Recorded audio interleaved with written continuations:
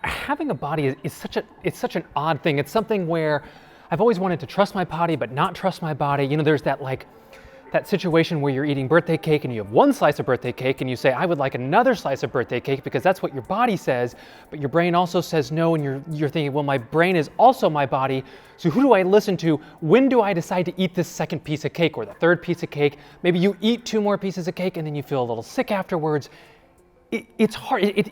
That defining line of what we listen to and how we pay attention to our body has always been tricky for me. It's always been sort of slippery and something I've always tried to grab onto. When I was young, so 8 years old, I was an avid swimmer. So from 6 to 18, every summer, swim team, morning, noon, and night, always swimming. And I was competitive. I still am competitive, but I try to be a little more mindful about it now. And one of the competitions we were having at the pool that morning was to see who could swim the longest without taking a breath.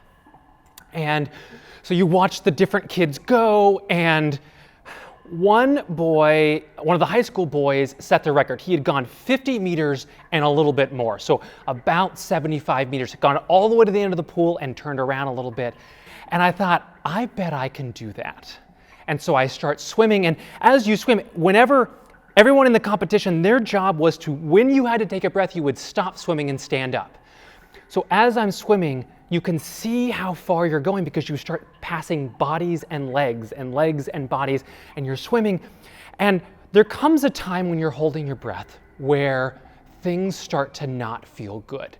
Your body says it's time to take a breath. But if you're going to win, you can't take a breath. You've got to push a little farther, sort of call your body's bluff. And so I bore down and I kept going, and a little burning starts, Then the burning gets more and more and more until it is just this searing fire going up and down my lungs and this almost near desperate need to take a breath. But as long as I kept my head in the water, I wouldn't take a breath, and I kept telling myself, you've just passed another set of legs, you're going to get there. And then all of a sudden, silence. Nothing. The burning stops, and for a brief moment, it just felt like I could swim forever. And then the next moment I wake up as I'm being pulled out of the water and I'm feeling belly button after belly button as kids are handing me over the lane ropes to plop me down on the side. Turned out I had passed out from trying to swim without taking a breath, and I did not win, but I did get very far. What I remember about that event is that when I pushed and I pushed and I pushed, I was able to get my body to do something. And then at the very end of all that pain, there was a moment where everything felt okay. And for me, that moment of peace it just felt like, to describe it, as like just being wrapped up in a warm blanket and having someone tuck you from your feet all the way up to your shoulders, and you feel warm and you feel safe, and it is amazing. And so I went through life with this sort of, when can I trust my body and when can I not? I'm feeling discomfort with the way that my body looks, with the way that it is put together. And once puberty hit and you start to see sort of the boys with the boys and the girls with the girls, that was confusing. And where do I fit? And I guess I'll go with the boys because that's the body that I have. But it was suffering and it was painful. And so there becomes a point where, just like with that swimming, where you swim and you swim and you swim, and sometimes it's a low burn, but sometimes it is a seething pain. And I found myself as a young adult caring for the sick and the dying as a healthcare chaplain. And so every day I would be close to people who were very sick, or be close to grieving families after their loved ones had died. And it slowly chipped away at the amount of suffering that I could handle myself, because I was already under this growing sense of discomfort, right? That burning from not being able to take a breath. And I got to a place where I wanted to experience that peace again, that moment where it just felt warm and effortless. And I had a self-harm event, and I found myself checking myself into a psychiatric hospital. The first nurse that I have, he came and he sat down, he sits on the table. It's a cinder block room with a teeny tiny window, and he sits down and he puts his hands on the table, and he has a massive cross ring. And he says, "So you're a chaplain, you're a pastor, but you also think that you want to be a woman. Explain that to me. How does that make sense?" And here I was, on the edge of life and death and chaos and pain, and there's a person looking at me like I was a little zoo creature, like some sort of curiosity that he couldn't make sense of.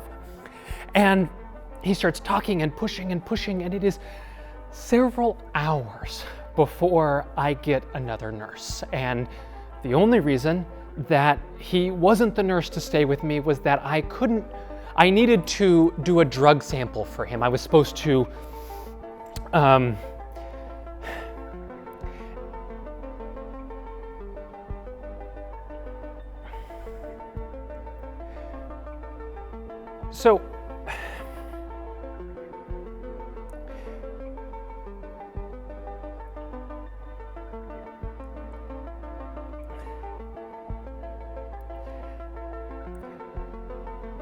So something very odd happened there in that psychiatric hospital.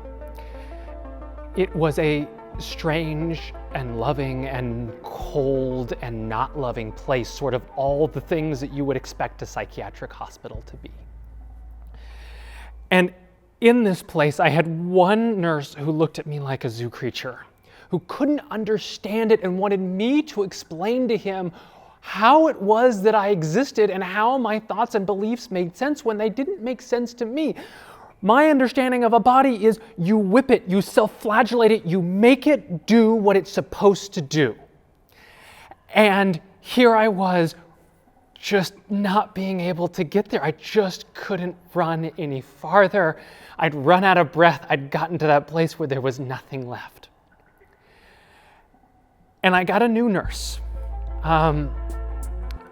And it was a lovely lady, 5'2", sort of round, and she comes over and she starts, being very gentle, and she puts some music on her phone to try to calm me, and she says, "Hey, we've got some medication here and we'd like you to take it." And I said, "I don't want to take it, because if I take it, I won't have the ability to do what I need to do." And she said, "Well, what is it that you need to do?" And I said, "Well, I think at this point, what I need to do is I need to transition, and I need to live life in a different way, and I need to show different facets of myself. For me, mostly just for me, so I can be alive."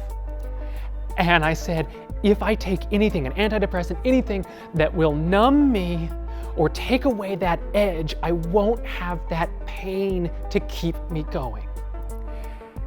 And one of the things that she shared is she said, "Look, just because you suffer doesn't mean, just because you can suffer doesn't mean you should." And I took the antidepressant and I got better, and I left the facility and I did the work and I saw my therapist and I built my friend group and I made the decisions and I did the transition, and it was hard, and it still is hard. But so much of it is effortless and playful and joyful and miraculous. And it is astonishing to me that I made myself suffer for so long, because all I had to do was take a breath.